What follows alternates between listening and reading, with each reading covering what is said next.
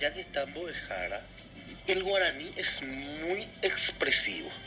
El guaraní describe bien. Yo puedo decir, Pemitaí, Sí. Pemitaluzú, Pemitacariaú, Pecaray. Sí, Mitaí, criatura. ¿verdad? Criatura. Incluso Neri, Sí.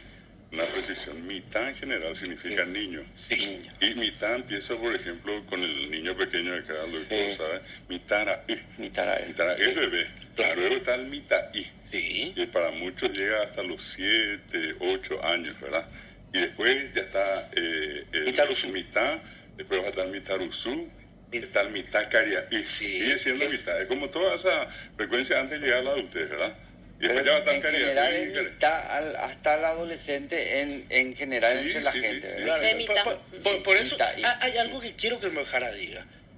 Mitaraí, ¿hasta cuánto tiempo? Y ponerle lo que un bebé, un año, 2 Hasta años. cumplir un año, ¿verdad? Mitad. Por ahí. Mitad sería más o menos hasta los 13, 14 años. Mitaí.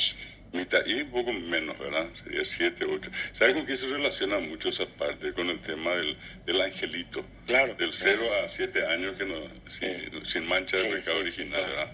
Bueno, y allí ya sería mitad, lo que viene, después ya viene mitaruzú. Sí. Mitaruzú, hay más o menos entre los 13, 14 hasta los 16, 17 años, y después viene ya el mitacariaque. El mitacariaque. Anteriormente, inclusive mucha de la gente que está escuchando, está viendo, va a recordar que el que era joven y tenía derecho a usar el pantalón largo cuando entraba al cuartel, 17, 18 años. Y ya decía la gente, Icaria y Paitema. Ya es un joven. ¿verdad? Ya dejó de ser mitad. Antes de eso era todavía mitad Caria. Claro. La que tenía todavía la obligación hasta de usar pantalón corto.